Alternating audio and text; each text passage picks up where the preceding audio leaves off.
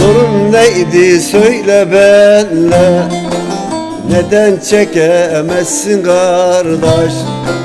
Sorun neydi söyle benle, neden çekemezsin kardeş?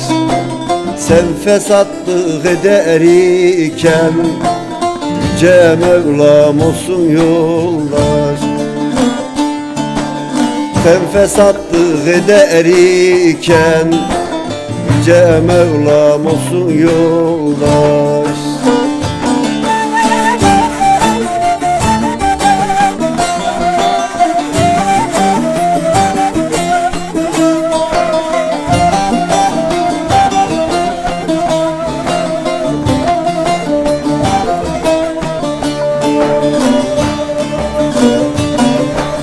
Nedir derdin benle bilmem, ağlar gözyaşımı silmem. Nedir derdin benle bilmem, ağlar gözyaşımı silmem.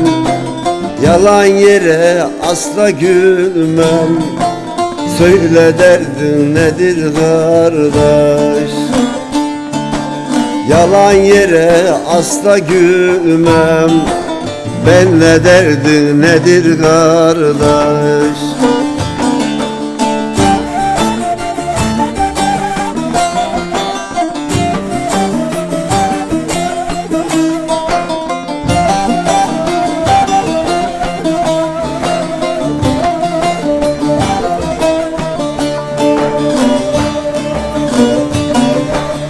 Ozan Sadık kaldım naçar, yokluk bende yara açar. Ozan Sadık kaldım naçar, yokluk bende yara açar. Dostlar benden uzak kaçar, söyle derdin nedir kardeş? Dostlar benden uzak kaçar, ben ne derdim nedir kardeş?